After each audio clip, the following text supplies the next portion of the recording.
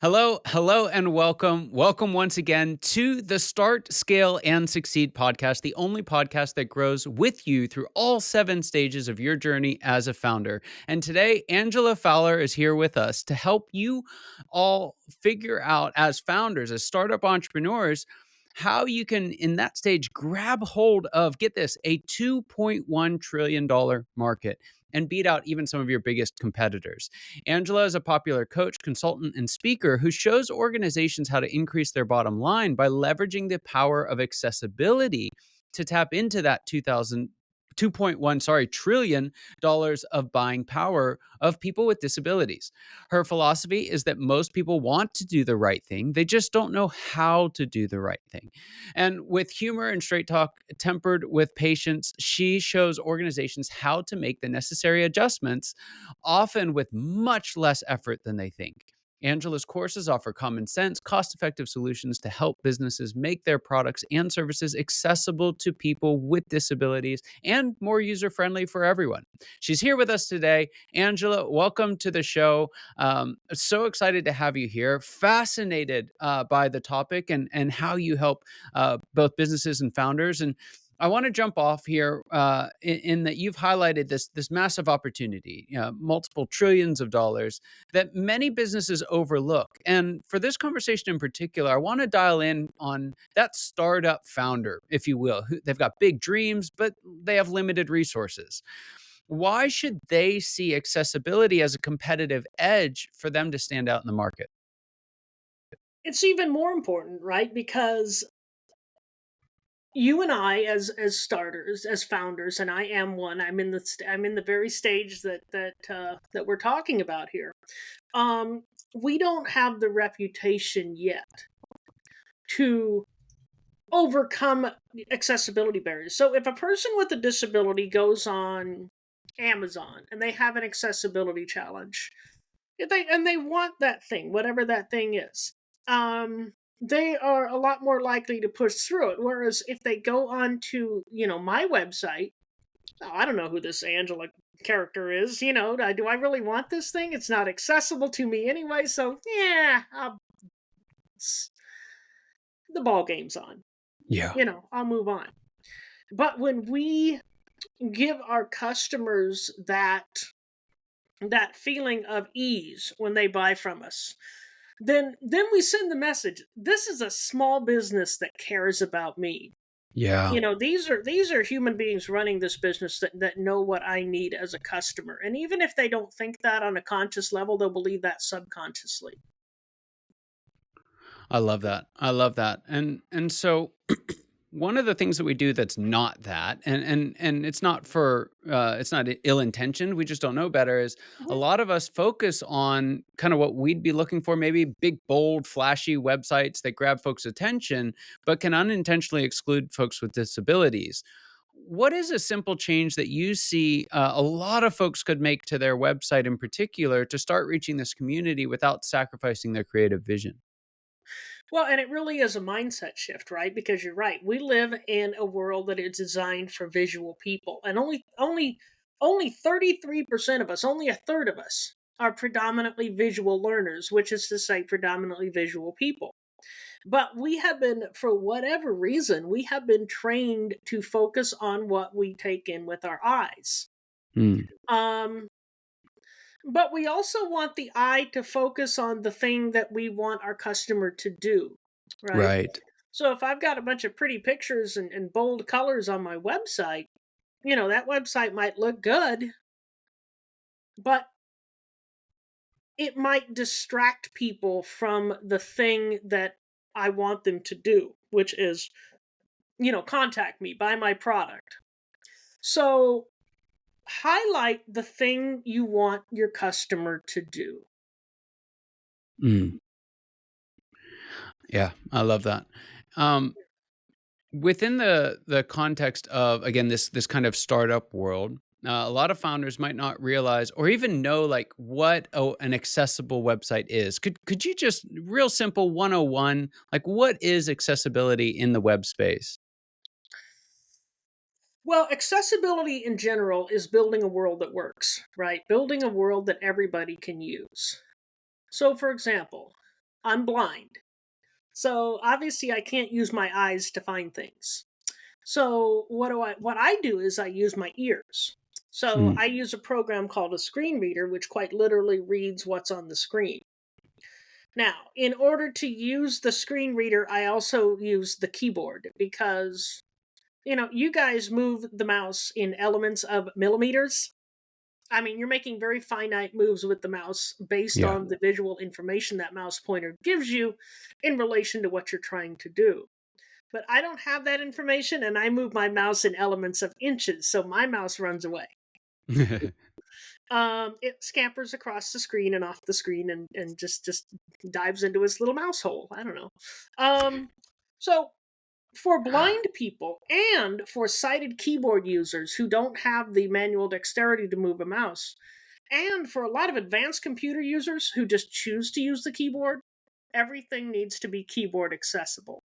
Mm, And you can test that. In fact, it's better to do it without a screen reader because sometimes the screen reader has built-in cheat codes that it tries to make up for inaccessible code. Sometimes successfully, sometimes not. mm. But put your mouse away. I promise you, you can have it back later. And start from the top of your website and just tab through everything. Can you tab to all the clickable elements? And does the order make sense? Yeah, So is your focus jumping around? And more importantly, can you see your focus? Because this is not important to a screen reader user necessarily unless they have some residual vision. But a sighted keyboard user obviously needs to be able to see what they're focused on. right. Also, can you click um, on things using either enter or the space bar? So say if you've got an accordion where you click on the thing and other information pops out. Is that thing keyboard accessible? Can I hit enter or space on that thing and have it work just as well? Mm, Um, that's a very basic accessibility test that you can run. Um, that will not catch all of the accessibility defects, but it will catch some of the most serious ones, and anybody can do it. yeah, I love that. So simple and straightforward, and so condemning. My site doesn't quite pass the test in a couple of ways. Um, so Well, that's an beyond opportunity. That's an yes, opportunity, isn't it? yeah, it absolutely is. I love that, and that's why we're here. All right, so beyond the website, there's a lot of, especially in some industries, there's a lot of attention put into customer experience as a whole.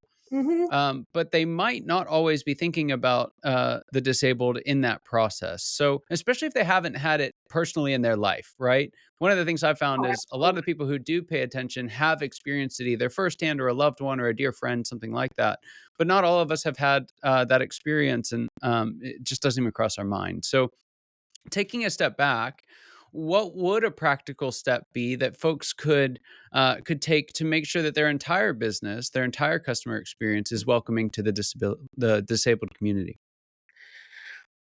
Well, make it welcoming for everybody. And when I say that, and we've all had the experience, right? Customer service is a swear word.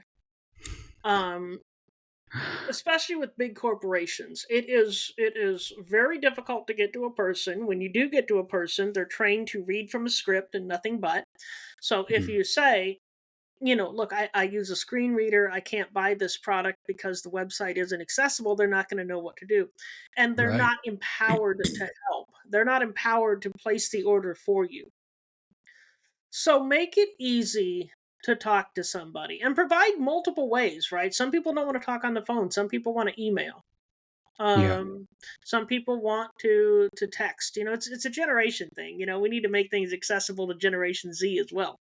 Um, if you're old like me, you might want to talk to a person, voice to voice. Yeah. Um, but make it easy to talk to a human being. Make sure that human being is encouraged to think critically and empower that human being to help somebody if they're like, it's not even, well, what about the person who, somebody's grandma who didn't grow up in the technology age and doesn't know how to use a computer? Yeah. We need to be welcoming to them as well. Yeah. So it just comes down to good old fashioned customer service. Yeah, it And really does, and yeah, what I love about that is it's one of those, ounce of prevention, pound of cure things, oh right? right, If you just take that little step ahead, and this is just a reminder for any of us, regardless of the circumstance, when you're bringing on team members, take the time to train them not to do what you've told them to do, but to know why you've told them to do it, and like exactly. you're saying, empower them, help them to think critically, and it's similar to the way that you mentioned, I believe, in your intro, but, like, they want to do it. Your team wants to step up. They want to take ownership. They wanna take that responsibility, but it is on you to train them and to give them the opportunity to do that. So, it's just such a helpful reminder, across the board. Another place that was actually just very eye-opening for me, but the whole idea of social media, and what does, social media strategy or even tactics look like for a founder who's trying to directly, engage with the disability community? Well, a couple things come to mind, and again, these are easy things that you can do. Um, Describe your images. And when I say Mm, describe your images, what information do you want me to get out of this image? So if it's an event, if it's you want me to know the time and date of the event. I right. don't need to know about all the fancy pantsy border shadings and colors and, oh, this has an image of a flower in the bottom left. I don't care. Now, if you're selling a house to me, I do want all those details, right? Because I want to Mhm, know what I'm buying. And a lot of the information that decides you whether or not to buy a house is visual, right? right. um I always take somebody with me in situations like that, just to give me information that I don't otherwise have.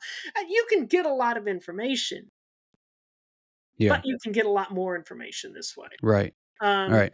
so if you're a realtor, for example, and you're putting up listings, please be thorough with your description. Mm, Don't just depend on your images because we can't see them. right. So that brings me to my next question, which is right in line with that. I feel like somewhere I saw on your website that that the disability community has somewhere around 490 billion in disposable income, but and this stat stunned me. 80% of them won't do business with brands that don't value accessibility or that make it hard on them to do business. Are those stats right? And if so, as a startup founder, just setting all this up for the first time, how can they position themselves as a brand that cares? Right. So first, let me clarify the statistic, because that 480 billion is a government statistic which does not include seniors. Mm, So that, wow. and it doesn't include anybody under 18. So if you see, you've heard two different numbers on this podcast, and that's why.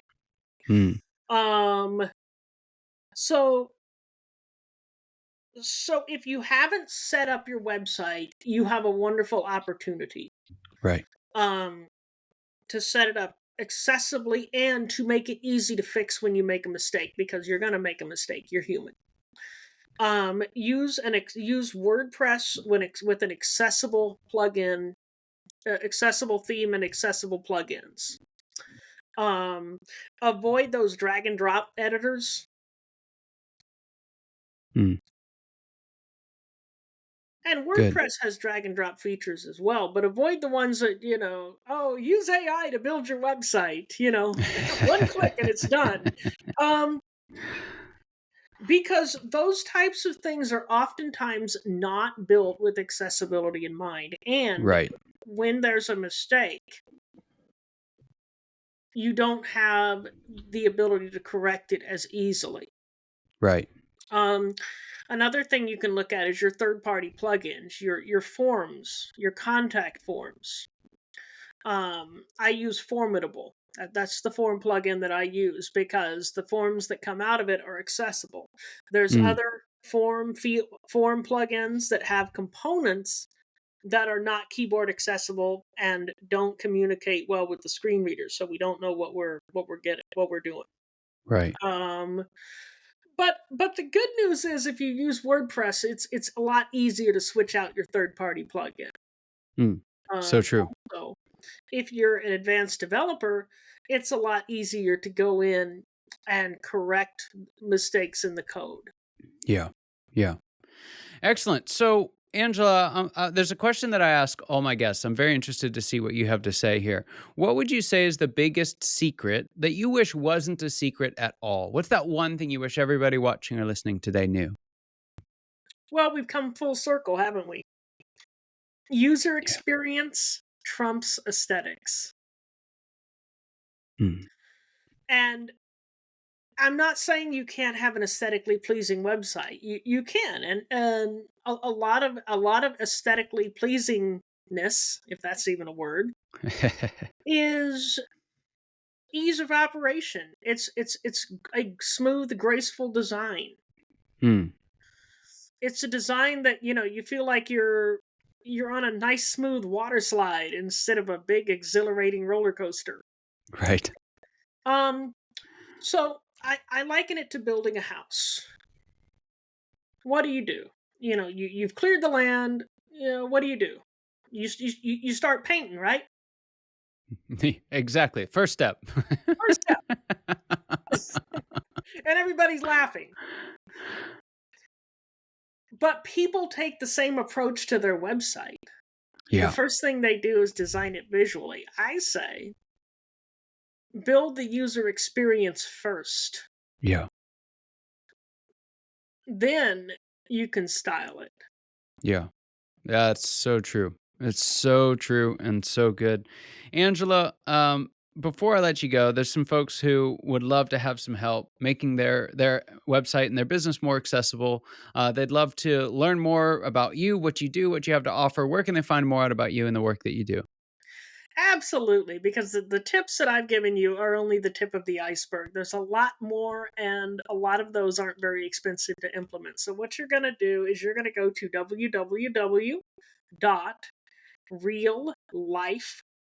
www.reallifeaccess.com. That's www.reallifeaccess.com because we are making things accessible for real people living real life. And you can find all the things. You can find my socials, you can contact me, you can read about the courses and things that I have. Um as well as get on my waiting list, my newsletter list. Um Subscribe to my newsletter. That's how the kids are saying it these days. Um so you can know about upcoming things. Absolutely. Absolutely. Well, Angela, love what you do. The opportunity that's here for founders and entrepreneurs to come in and not only create something special but make it available to everyone is remarkable. Keep up the great work. It was an honor and privilege having you here on the show today. And for those of you watching and listening, you know that your time and attention mean the world to us. I hope you got as much out of this conversation as I know I did.